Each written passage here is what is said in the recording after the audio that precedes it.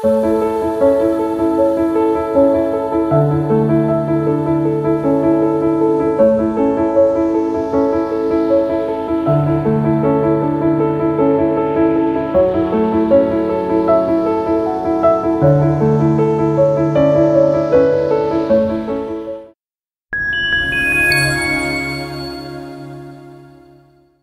এসেছি আমাদের রিসোর্টে, এপি ট্যুরিজমের হরিথা হিল রিসোর্ট।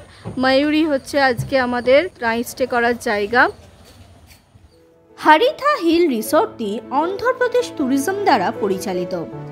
রিসোর্টটি চারিদিকে পাহাড় দ্বারা বেষ্টিত এবং আরাকুর রেলওয়ে স্টেশন থেকে এই রিসোর্টের দূরত্ব মাত্র 2 কিলোমিটার। আরাকুর অন্যতম দ্রষ্টব্য স্থান ট্রাইবাল মিউজিয়াম থেকে এই রিসোর্টের দূরত্ব মাত্র 1/2 কিলোমিটার। সামনে খুব সুন্দর সাজানো একটা বাগান রয়েছে, সেই সঙ্গে রয়েছে সুবিশাল গাড়ি পার্কিংয়ের জায়গা। এবার চলো ঢুকে পড়া যাক রিসোর্টের ভিতরে। ঢুকেই দেখতে পাচ্ছি রিসেপশনের সামনে রয়েছে সুবিশাল প্যাসেজ, যেখানে টুরিস্টের আরাম করার জন্য সোফা রয়েছে। ভীষণ পরিষ্কার পরিচ্ছন্ন জায়গাটা। এখন আমরা চেক ইন করছি। এখানে বলে রাখি, চেকিং এর টাইম হলো সকাল 10টা আর চেক আউটের টাইম হলো সকাল 9টা। এখানে বুকিং করা যায় অনলাইনে www.tourism.ap.government.in এই ওয়েবসাইট থেকে। এখানে থাকার জন্য different type room, cottage, tent রয়েছে। তোমাদের ইচ্ছে মতো বুকিং করে নিতে পারো। এবার চলো আমরা যে রুম বুক করেছিলাম সেটা তোমাদেরকে দেখাই। এটা হচ্ছে একটা ডিলাক্স রুম। এই হচ্ছে রুম। ঢুকেই বাঁদিকে রয়েছে একটা ওয়াশরুম, যেখানে আধুনিক সমস্ত ফেসিলিটি, গিজার, কোমোড সমস্ত কিছু রয়েছে। বেসিন রয়েছে, এখানে একটা ওয়ার্ড্রপ রয়েছে। এটা একটা এসি ডিলাক্স রুম, তবে রুমের সাইজ বেশ বড়। গভর্নমেন্ট প্রপার্টি হলেও ওয়েল মেনটেন এখানকার রুমগুলো। প্রতিটা রুমে ম্যাক্সিমাম 2 জন অ্যাডাল্ট এবং 2 জন চাইল্ড অ্যালাউড। রুম রেটগুলো তোমরা ওয়েবসাইট থেকেই অনলাইনে দেখতে পেয়ে যাবে। এখানে একটা সুন্দর ড্রেসিং টেবিল রয়েছে, তারপরে অনেক কিছু রাখার জন্য একটা টেবিল রয়েছে, টিভি টেবিল, যে টিভি রয়েছে। এদিকে রয়েছে একটা ডাবল বেড। আর সবচেয়ে সুন্দর ব্যাপার আমি এবারে দেখাচ্ছি, এই যে দেখো,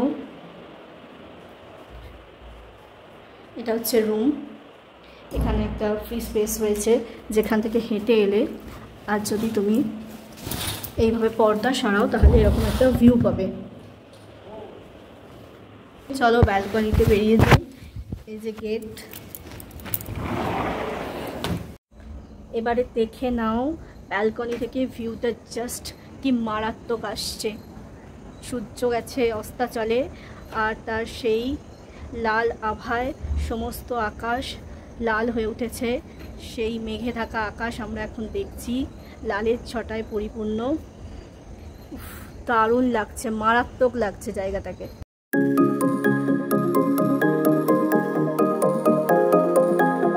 সন্ধেবেলার একটা অসাধারণ ভিউ কিন্তু তোমরা পাবে এই রকম যদি তোমরা ময়ূরী রিসোর্টে থাকো আরাকুতে এসে। ফ্রেশ হয়ে নিয়েছি, এখন বাজে রাত 8টা। খিদে পেয়ে গেছে বিশাল। চলে এসেছি রিসোর্টের যে নিজস্ব রেস্টুরেন্ট আছে সেখানে। রেস্টুরেন্টটা হলো রিসোর্টের গ্রাউন্ড ফ্লোরে, একদম রিসেপশনের পাশেই। এখানে সমস্ত ধরনের ভেজ, ননভেজ খাবার পাওয়া যায়। চলো এবার ডিনারটা সেরে ফেলা যাক।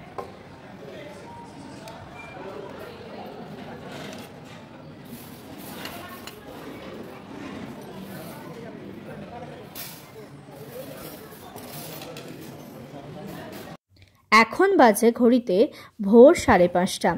ভোর ভোর দেখো উঠে পড়েছি। আর উঠেই এখানকার যে দৃশ্য আমি দেখতে পাচ্ছি সেটাই তোমাদের সাথে শেয়ার করছি। এখন একটা শান্ত স্নিগ্ধ সকাল উপভোগ করছি ব্যালকনিতে দাঁড়িয়ে, যেখানে নেই কোনো ব্যস্ততা, নেই কোনো কোলাহল, শুধু চারিদিকে নির্মল প্রকৃতি আর বিশুদ্ধ বাতাস। মন জায়গায় প্রাণ ভরে নিঃশ্বাস নেওয়া যায়, নিজেকে প্রকৃতির মাঝে বিলীন করে দেওয়া যায় অনায়াসে। এমন জায়গায় তো আমাদের মতো প্রকৃতিপ্রেমীদের কাছে স্বর্গ, কি বলো তোমরা, তাই না? এই রিসোর্টে প্রতিটা প্যাকেজের সাথেই একটা কমপ্লিমেন্টারি ব্রেকফাস্ট দেওয়া হয়। আমরা সেই ব্রেকফাস্টটা করেই বেরোবো আরাকু স্টেশনের উদ্দেশ্যে। সেখান থেকে আজ আমরা যাব জগদলপুরে। তো চলো তাড়াতাড়ি ব্রেকফাস্টটা সেরে নেওয়া যাক। এখানে ব্রেকফাস্টে মূলত সাউথ ইন্ডিয়ান ডিশ দেওয়া হয়, যেমন ধোসা, ইডলি, উত্তাপ্পাম এই জাতীয় খাবার দেওয়া হয়।